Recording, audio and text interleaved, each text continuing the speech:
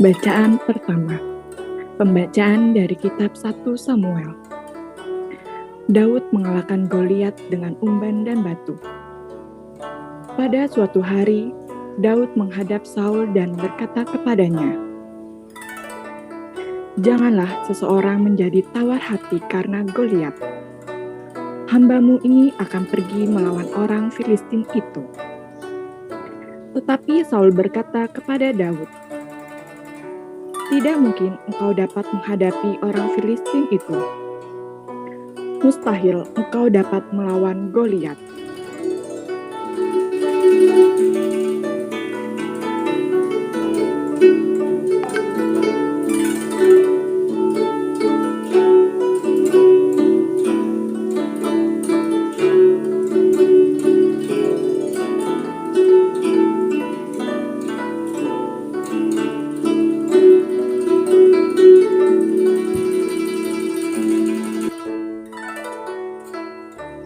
Tuhan beserta kita. Inilah Injil Yesus Kristus menurut Markus. Dimuliakanlah Tuhan.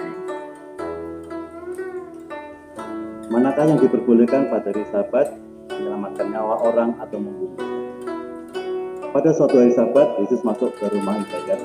Di situ ada seorang yang mati sebelah tangannya. Orang-orang Farisi mengamat-amati Yesus kalau ia menyembuhkan orang itu pada hari Sabat, supaya mereka dapat menyalahkan dia. Kata Yesus kepada orang yang mati sebelah tangannya itu, "Mari, berdirilah di tengah." Kemudian Yesus berkata kepada mereka, "Manakah yang diperbolehkan pada hari Sabat, berbuat baik atau berbuat jahat?" Populer ya kita mengenai Daud dan Goliat. Kita sangat populer. Nah, kita itu mengisahkan mengenai isinya apa, yang besar tidak selalu kuat, yang kecil tidak selalu lemah. Jadi nggak usah takut ya, kalau misalnya besar betul-betul kuat ya, yang kecil juga tidak usah kecil hati. Yang kedua, yang kuat tidak selalu menang, yang lemah tidak selalu kalah, juga sama ya. Kuat itu mungkin suatu saat akan menang, tapi suatu saat juga akan bisa kalah ya. Jadi kita tergantung kemauan kita ya. Jadi apalagi kalau dengan penyertaan Tuhan, maka sebesar apapun, sekuat apapun musuh kita pasti akan bisa dikalahkan. Namun kita ingat bahwa Tuhan tidaklah di pihak kita, dan kita menginginkan yang benar ya, dan yang indah pasti akan terjadi. Katanya tuh ya, tidak ada yang mustahil bagi Tuhan gitu ya. Lalu dari yang kedua, dari Injil Markus tadi kita mendengarkan cerita hari ini ya. Injil hari ini menjelaskan mengenai bagaimana menghadapi orang-orang yang terjebak dalam sebuah agama agama yang salah ya, dan penyakit ya, dan juga penyakit fisik, struktur sosial ya, politik, religius, ada mengenai sahabat ya, yang menjadi monster atau digambarkan kalau kita pernah mati sebagai Goliatnya yang mematikan. Nah, biasanya pada waktu tahun baru itu ada banyak ramalan ya. Nah, kita juga serapat dengan ramalan ya. Saya baca ramalan itu ya, kalau tahun 2022 itu baik ya, itu keberuntungannya karena tahunnya pas benar 22 ya. Nah, saya baca tuh ya, semua sio itu ada keberuntungannya masing-masing, lalu secara merata ya. Jadi kita tidak sepakat dengan ramalan. Jadi prinsipnya kita akan diberikan berkah kalau kita usaha keras gitu ya. Begitu. Dan tahun ini katanya macan air yang mudah-mudahan memberikan keuntungan bagi yang punya sio macan air ya. Saya sionya sio ayam ya.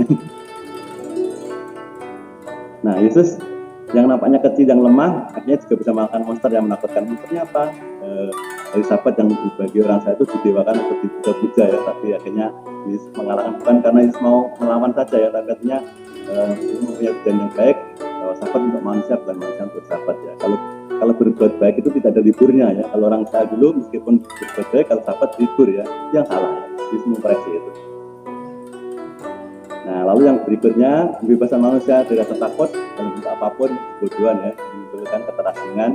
Visi-misi utama agama itu adalah membebaskan. Jadi kalau anak-anak misalnya takut ada ramalan mengenai macam-macam ya, tidak usah takut ya, tidak usah takut yang menakutkan, agama itu membebaskan.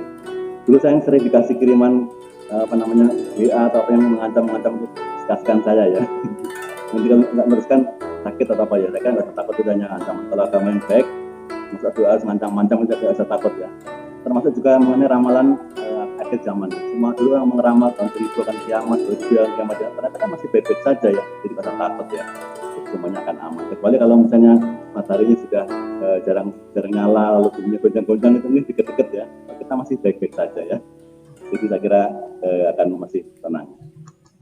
Nah, bagian yang ketiga, saya ingin tentang Imlek ya. Ini saya tadi Imlek saya pulang sekolah nih, karena saya dalam Bion ada bendera ya. Saya juga bawa jeruk nih, sebagai apa namanya, ini jeruknya kecil-kecil ya. Boleh kecil-kecil ya Mas ya. Yang jeruk santan ya. Saya juga bawa ini apa nih, kue keranjang ya. Yang beberapa apa namanya, yang di perlengkapan untuk Imlek ya. Semuanya ini memberikan tanda syukur dan juga ada makna masing-masing. Saya akan jelaskan di belakang di video yang Sofi ya. Nah, saya sedikit saja di perayaan Imlek itu pada namanya menyatakan ya adalah perayaan tahun baru, kemudian mengawali musim semi kalau di Cina ada musim semi ya. Kita tidak ada musimnya, biasanya musim hujan ya, Januari Februari ya. Dan belum hujan ini mungkin nanti sore kapan akan hujan. Lalu ditandai dengan syukur dan harapan, dirayakan dengan suasana keluargaan. Intinya sangat keluargaan itu yang paling dijaga ya. Ini saya kira yang untuk kita juga. Ini mungkin belum terlalu banyak keluarga yang datang ya selama pandemi ini dibatasi ya. Tapi ya intinya seperti itu ya. Saling sapa, saling berbagi. Ya. Nah, yang kedua, saya mendengarkan tokoh dari Tionghoa di Semarang itu perayaan Imlek itu ada dua ya, inti dan yang pertama ada perayaan intinya, lalu ada dua ungkapannya ada Imlek ya. Nah, yang intinya apa? Intinya itu adalah bersyukur dan berbagi ya. Nah, bersyukur dan berbagi. Jadi bersyukur itu jadi intinya itu bersyukur tahun dulu telah lewat dengan baik. Lalu mohon pada Tuhan supaya tahun yang akan datang bisa lewat dengan baik. Lalu tidak lupa untuk berbagi pada orang lain ya, orang lain yang menderita. Nah, berikutnya jangan ungkapannya ya, ungkapannya itu apa? Ini berkumpul tadi yang perayaan itu katanya dari sebelum Imlek itu ya, untuk bersama makan bersama itu yang penting ya. Nah, mungkin karena sekarang masih pandemi, kumpulnya tidak keluarga besar ya, mungkin hanya keluarga kecil saja karena mengingat keadaan yang belum baik-baik saja ya. Lalu makan bersama, angpau, jeruk dan lain-lain yang saya bawa ya di sini ya. Saya juga pakai baju ini ya. Ya. Baik, lalu apa maknanya? Nah, kalau kita misalnya saya main aja lihat status anak-anak itu ada yang habis damping angpau ya. Angpau.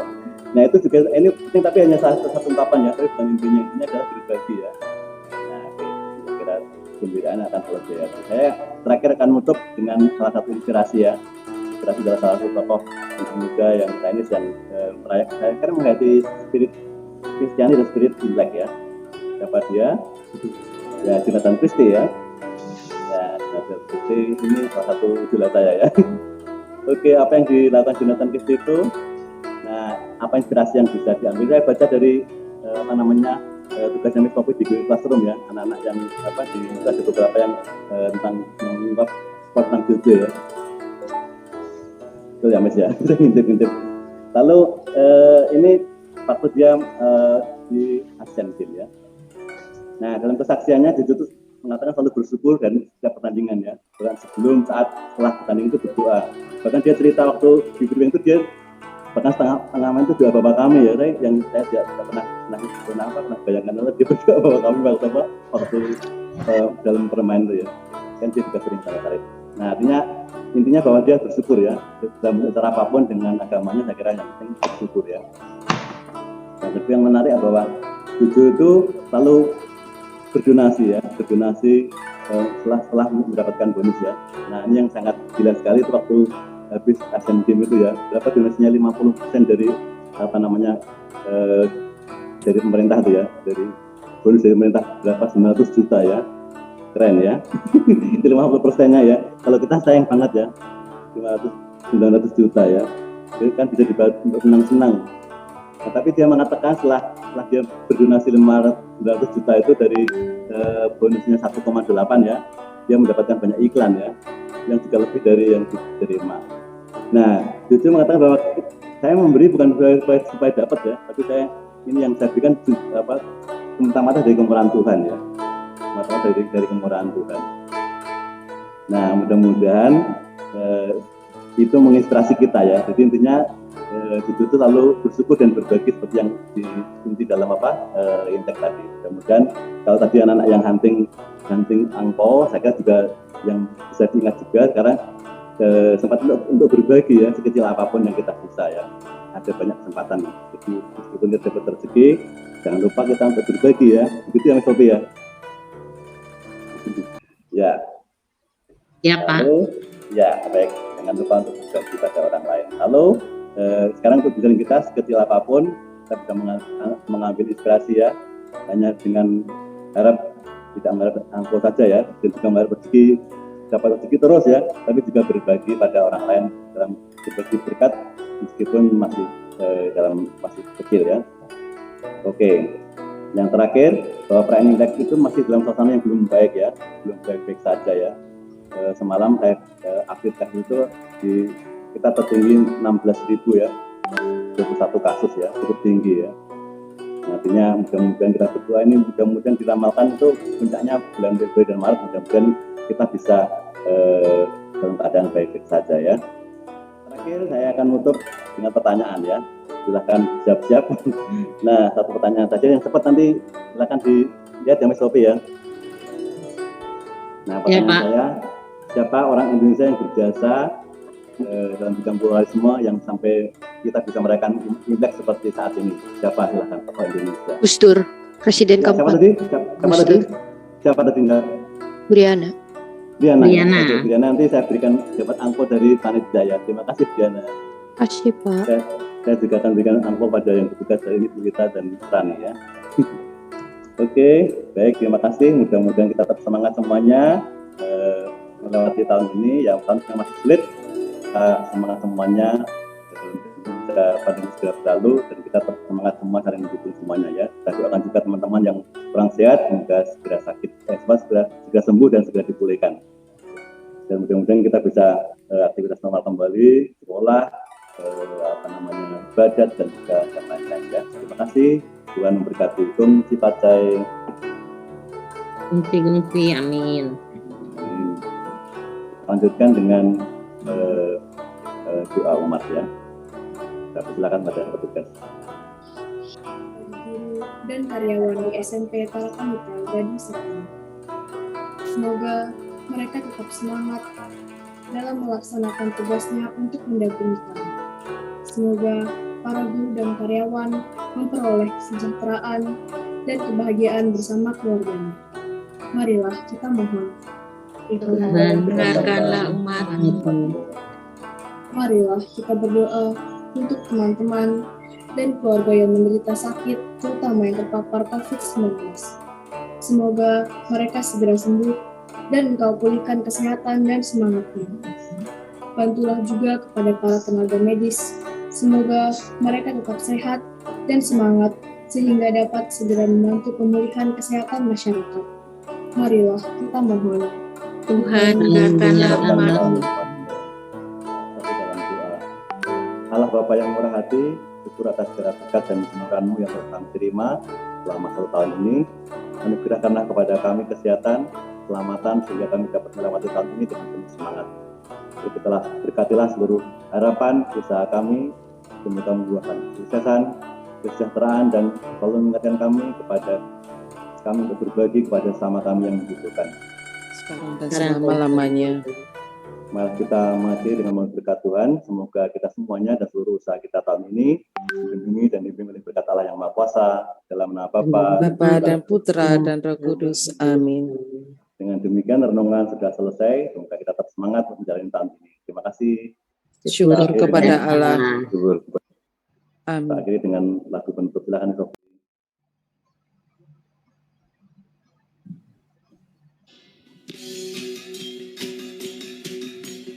恭喜恭喜，恭喜恭喜，恭喜恭喜，恭喜恭喜，恭喜恭喜 ，Happy New Year！ 每条大街小巷，每个人的转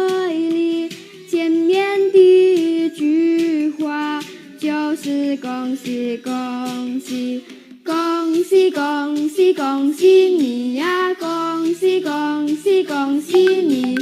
冬天已到尽头，真是好的消息。温暖的春风就要吹醒大地。恭喜恭喜恭喜你呀！恭喜恭喜恭喜你！恭喜恭喜，恭喜恭喜，恭喜恭喜，恭喜恭喜，恭喜恭喜 ，Happy New Year！ Ditayangkan sebuah video mengenai serba-serbi Imlek yang mungkin di sini ada teman-teman yang tidak merayakan Imlek yang belum tahu seperti itu ya. Jadi mungkin juga yang merayakan Imlek tapi sekedar ikut-ikutan. Maka ini bisa menjadi edukasi juga buat kita. Kenapa sih orang merayakan Imlek? Lalu ini tandanya apa sih gitu ya? Ini video singkat saja. Nanti boleh memperhatikan. Nanti setelahnya ada kuis lagi, kuis berhadiah tentu saja, ya.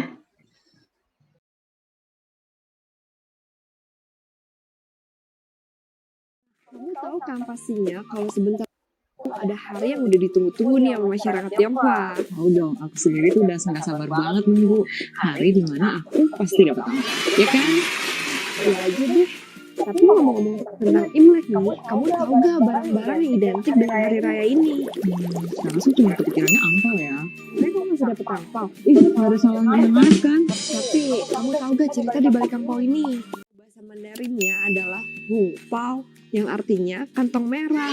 Emang bener nih, angpau emang wajib ada saat Imlek. Diberikan oleh saudara kita yang sudah menikah ke yang belum menikah sebagai simbol doa dan berkat.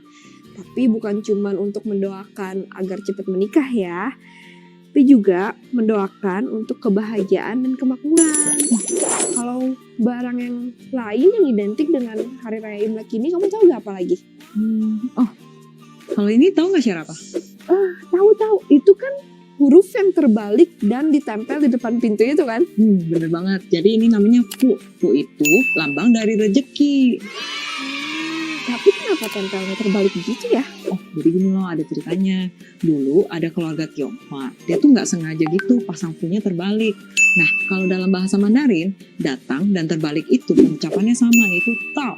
Nah, orang-orang pas lihat kan kayak fu tao loh, maksudnya tuh fu-nya terbalik.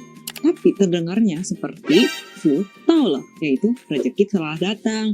Nah, makanya masang fu terbalik ini dijadiin tradisi. Selain artinya bagus, dia hurufnya juga unik. Menarik banget ya, yang awalnya nggak sengaja, malah jadi tradisi. Oh, kalau barongsai kamu tahu nggak ceritanya apa? Buat pertunjukan. Barongsai itu simbol untuk mengusir yang buruk dan yang jahat. Kenapa gitu ya? Oh, karena bentuknya yang serem dan besar. Jadi gini loh, ada ceritanya lagi nih. Pas masa dinasti Qing, jadi kan ada monster. Dia itu suka ganggu-ganggu warga yang di sana gitu loh. Jadi kayak bikin warganya nggak tenang. Lalu tiba-tiba muncul si singa atau barongsai ini untuk melawan si monster itu. Monster lawan barongsai. Nah lanjut ya, ceritanya tuh si monster kan udah dikalahin. Terus dia tuh sakit hati gitu. Terus pengen melawan. Jadi kayak pengen balas dendam gitulah ke warga-warga gitu. Nah, terus si warga-warga bingung, nggak ketemu lagi si singa-singa yang udah bantuin mereka waktu itu. Tunggu. Coba aku tebak nih ya. Pasti warga ini pura-pura jadi barongsai. Iya bisa dibilang kayak gitu. Jadi si warga-warga ini bikin kostum yang mirip barongsai yang kayak gini nih yang kita lihat sekarang ini. Jadi kalau lagi ada acara-acara, pasti kan ada barongsai. Dia itu untuk mengusir orang-orang yang buruk yang mungkin akan datang. Nah, dalam bahasa Mandarinnya sendiri, barongsai itu adalah shi, yaitu tarian singa. Gitu ya. Aku baru tahu loh ternyata asal-usul barongsai seperti itu. Tapi nih ya, ngomong-ngomong tentang Imlek, kamu tahu gak sih makanan yang identik dengan Imlek ini? Keranjang. Makanan ya, cepet dia. Itu kenapa ya, Syah? Kalau lagi Imlek tuh pasti ada kue keranjang. Nah, biar aku kasih tahu ya. Kue keranjang ini yang Mandarinnya adalah nian kao, kan teksturnya lengket ya. Sebagai harapan kalau misal keluarga yang makan kue keranjang ini biar bisa makin akrab dan deket. Biar bisa dibilang makin lengket gitu kayak kue keranjang. Tapi ada gak sih cerita di balik kue keranjang ini? pastinya ada dong. Jadi dulu itu kan ada monster yang suka mengganggu warga-warga Tiongkok. Nah, muncullah seorang pemuda yang bernama Kao meminta warga-warga untuk membuatkan kue yang teksturnya lengket dan rasanya manis untuk ditempel di depan pintu rumah mereka. Sehingga kalau misalnya monster ini datang, monster ini tuh teralihkan dengan kue ini. Jadi orang yang tinggal di rumah itu bisa hidup dengan tenang gitu. Gitu. Tapi kayaknya aku pernah dengar deh cerita lain tentang kue keranjang ini. Masa sih? Coba dong ceritain. Kalau yang aku denger ya tentang Dewa Dapur kan. Jadi Dewa Dapur ini setiap setahun sekali dia pasti akan balik ke langit. Jadi pas lagi perayaan Imlek. Nah, habis itu dia melaporkan ke Kaisar Langit apa saja yang telah dilakukan setiap keluarga selama setahun ini. Lalu dibuatlah kue keranjang ini yang lengket dan manis. Supaya mulutnya Dewa Dapur itu kan jadi rata, jadi lengket gitu. Biar nggak ceritain yang buruk-buruk ke Kaisar Langit, cuman ceritainnya manis-manis aja. Ya disuap gitu ya Dewa Dapurnya ya. Ceritain lagi dong makanan khas Imlek yang lain. Ngomongin ini terakhir ya. Iya, terakhir udah janji. Oke deh. Nah, biasanya di hari raya Imlek, saat kita bertamu itu kan kita sering disuguhkan dengan buah jeruk, ya kan?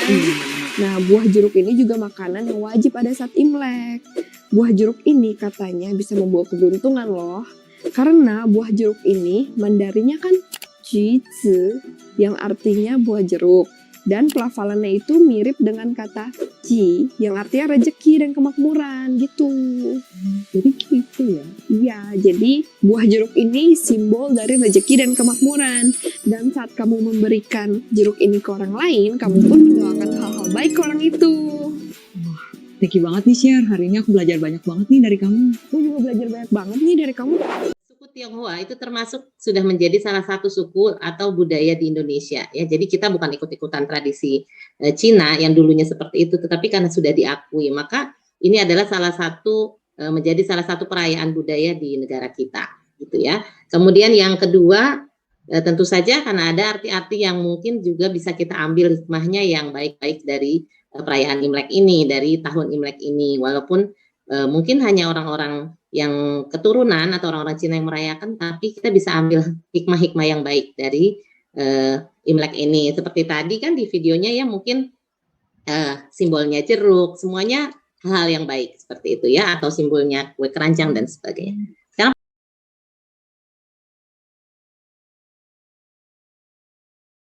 apa tujuan diberikannya angpau? Artinya puter balik satu. Oke, mendatangkan rezeki atau rezeki telah datang gitu ya. Iya. Oke.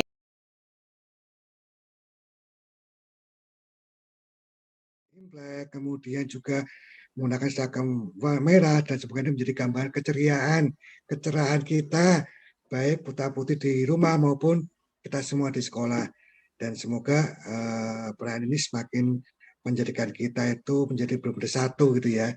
Satu Bhinneka Tunggal Ika benar gitu ya, sehingga betul-betul bahwa kita sebagai bangsa yang memang benar-benar bangsa yang